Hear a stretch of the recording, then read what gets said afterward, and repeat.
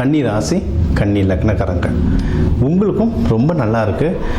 இன்டர்னலாக உள்ளுக்குள்ளே நீங்கள் நிறைய குழப்பிக்கிட்டாலும் டல்லாக இருந்தாலும் உங்களுக்கு சுற்றி நடக்கிற நிறைய விஷயங்கள் நல்லதாக இருக்குது. ஜஸ்ட்டு நீங்கள் பார்க்கணும், எமோஷனல் ஆகாமல் என்ன நடக்குதுன்னு பார்த்தாலே ஓகே நம்ம நல்லா இருக்குன்றது உங்களுக்கு தெளிவாகிடும். எந்தெந்த விஷயத்தில் நல்லா இருக்கும்னா நிறைய நீங்கள் எடுக்கிற முயற்சிகளில் வந்து நிறைய சப்போர்ட் வரும். இதில் நிறைய பேர் மீடியா துறையில் இருக்கீங்க, நான் நல்லா பார்த்துருக்கேன். அவங்க மீடியா துறையில் நிறைய புதுசாக ட்ரை பண்ணும்போது நிறைய ஃப்ரெண்ட்ஷிப் கிடைக்கும். ஏதோ ஒரு விதத்தில் யாராவது உங்களுக்கு வந்து இப்போ நீங்கள் டேரக்டர் ஆகணும்னு ட்ரை பண்ணிங்கன்னா அதுக்கு எதனா ஹெல்ப் பண்ணுவாங்க. நீங்கள் ஸ்கிரிப்ட் எதனா எழுதி வச்சுன்னா அதுக்கு எதனா ஹெல்ப் பண்ணுவாங்க. ஏதோ ஒரு விதத்தில் ஃப்ரெண்ட்ஷிப் ஹெல்ப் வரும். நீங்கள் முயற்சி அடையிறதுக்கு வந்து ஏதோ ஒரு லிங்க் வரும். மீடியா ஒரு ஷார்ட் ஃபிலிம் எடுக்கிறதோ, ஒரு ஃபேஸ்புக் இன்ஸ்டாகிராமில் உங்கள் வீடியோ வருது, ஏதோ ஒரு இதில் லிங்க் வரும். அதான் முயற்சிகளில் ஜெயிப்பீங்க. இது படிக்கிற குழந்தைங்களுக்கும் அப்படி தான். இப்போ இது பார்க்கும்போது ஆல்மோஸ்ட் எக்ஸாம்ஸ் எல்லாம் முடிஞ்சிட்டு வந்திருக்கும். அப்படி முடியலனாலும் நல்லாவே படிப்பாங்க. இல்லை நீங்கள் 10th முடிச்சிட்டிங்க, 10th முடிச்சு லீவ்லேயே +1 +2க்கு ரெடி ஆகிடுவாங்க. வெளிநாடு எக்ஸாம் போகிறவங்களே எக்ஸாமுக்கு அந்த GRE GMATலாம் எழுதுவாங்க. அப்படிலாம் இருந்தாலும் நல்லபடியாக எக்ஸாம் எழுதுவீங்க. ரொம்ப சூப்பராக இருக்க டைமு. புதனை நல்லா ஆக்டிவேட் பண்ணிக்கோங்க. படிக்கிற குழந்தைங்க தினமும் நீங்கள் சாப்பிட்ற தட்டில் பச்சை கலரில் எதனா இருக்கணும், பச்சை காய்கறி. அது இருக்க புதன் நல்லா ஆக்டிவேட் ஆகும். குரு நல்லா ஆக்டிவேட் பண்ணுங்க. மஞ்சள் கலரில் இந்த மஞ்சள் மூக்கடலை இதெல்லாம் சாப்பிட மஞ்சள் குரு நல்லா ஆக்டிவேட் ஆகும். அதுவும் உங்களுக்கு வந்து வெளிநாடுகள் போகிறவங்க இல்லை வெளியூர் போகிறவங்களுக்கு குரு ஆக்டிவேட் ஆக சூப்பராக இருக்கும். இதெல்லாம் வந்து சீடு தெரப்பின்னு சொல்லுவாங்க. விதைகள் மூலயமா நம்மளையே நம்ம பவர் ஏற்றிக்கிறது. இதெல்லாம் வந்து இதுதான் நம்ம கோவில்களில் வைக்கிறோம். கலசத்தில் சாமிக்கு கீழெல்லாம் கோவில்களில் வைக்கிறோம். நிறைய தாந்திரிக பரிகாரங்கள்லாம் நிறைய இருக்குது. நீங்கள் பூஜை முறைகள் நீங்கள் எதில் போனாலும் தானியங்கள் தான். தானியங்கள் வச்சு மேஜிக் பண்ணலாம். நம்மளுக்கு என்ன வேணுமோ அது தானியங்களை வச்சு நம்ம சாதிக்க நிறைய வழிவகைகள் இருக்குது. இது ஒன்று. அடுத்து நீங்கள் வந்து இது வந்து ரொம்ப லவ் பண்ணுற ராசி. ஏன்னா புதன் வீடு ரொம்ப ஆர்டிஸ்டிக்கு, கவிதை பாட்டு இதெல்லாம் ரொம்ப பிடிக்கும். நல்ல ஆர்டிஸ்டிக்கு. நீங்கள் வந்து இந்த லவ் செட் ஆகிறதுலாம் ரொம்ப டைம் நல்லாயிருக்கு. கை கூடும். நடுவில் ஏதோ பிரேக்கப் ஆகி ஏதாவது இருந்தால் கூட கை கூடும். ஏற்கனவே கை கூடியிருக்கு சார், நல்லா போயிட்டுருக்கு சார்னா வீட்டில் பேசி டக்குன்னு கல்யாணம் பண்ணுங்க.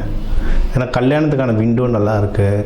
எதிரிகள் தொல்லை ஏதாவது நடுவில் உள்ளே பூந்து ஏதாவது குழப்புவாங்கல்ல, அந்த குழப்புறது எல்லாமே கம்மியாக இருக்குது. ஸோ அதனால் நீங்கள் வந்து வீட்டில் பேசிட்டு கல்யாணம் பண்ணுறது கரெக்டாக இருக்கும். கூட மட்டும் கரெக்டான ஆளாக கூப்பிட்டு போங்க.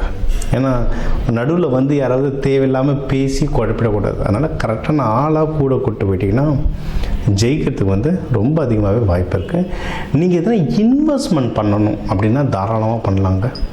ஏன்னா உங்களுக்கு நல்ல புத்தி கூர்மை இருக்கிறதுனால நீங்கள் ஸ்டாக் மார்க்கெட் ப்ரெடிக்ஷன் பண்ணலாம். உங்களுக்கு அந்த ஸ்டாக் மார்க்கெட்டில் போட பணம் நல்லா வருமா அப்படின்றத பார்த்துட்டு அந்த அமைப்பு இருந்தால் அதில் நீங்கள் போடலாம். அப்படி இல்லைன்னா நிலமாவோ வீடாவோ நகையாவோ வாங்கலாம். ஏன்னா இது வந்து நிலம் ராசி, பெண் ராசி.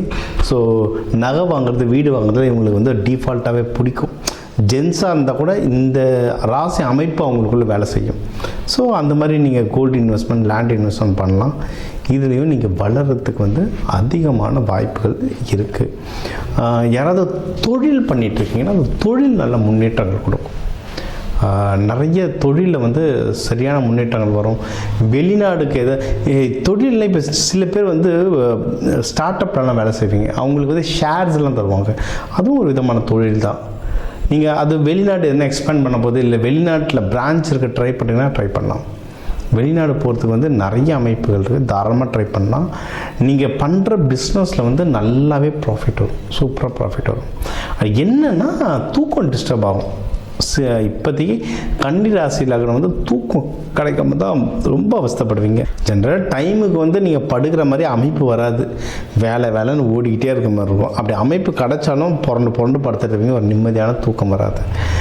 ரொம்ப சிம்பிளுங்க. அது கேது இருக்கிறதுனால அந்த மாதிரி ஒரு அருகம்பில் பவுடர் அந்த மாதிரி தலைக்காணி கீழே வச்சுக்கிட்டிங்கன்னா சூப்பர். இன்னொன்று உங்கள் பஞ்சபூதங்களை ஆக்டிவேட் பண்ணணும். இப்போ கன்னி ராசி லக்னம்னா நில பஞ்சபூதம். அப்போ நீங்கள் வெறும் வயிற்றில் தூங்குனீங்கன்னா தூக்கம் வராது. ரொம்ப சிம்பிள். இந்த ராசிக்காரங்களுக்கு வெறும் வயிற்றில் பண்ணால் தூக்கம் வராது.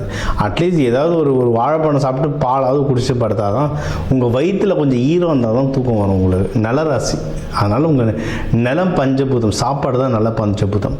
அதை ஆக்டிவேட் பண்ண உங்களுக்கு வந்து ஒரு சிறப்பாக அமையும். இதுக்கு நீங்கள் தெய்வ வழிபாடுகள் அப்படின்னு பண்ணீங்கன்னா பெருமாள், கிருஷ்ணர், கன்னிமார் தெய்வங்கள் வழிபடலாம்.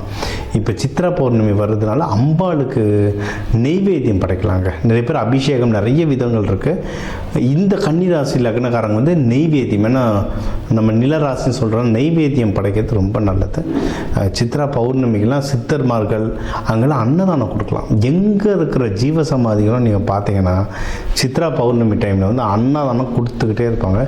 நீங்களே செஞ்சு உங்கள் கையால் கொடுக்க முடிஞ்சா சூப்பர். இல்லை ஏதோ ஒரு விதத்தில் பணமாவோ, இல்லை பணம் இல்லைன்னா என்னால் உடல் உழைப்பாலவோ ஏதோ உங்களுடைய ஒரு விஷயம் அன்னதானத்தில் இருந்ததுன்னா அது உங்கள் வாழ்க்கையை ஒன்றும் மென்மேலும் வளர்த்து கூட்டிகிட்டு போயிட்டே இருக்கும். சரிங்களா?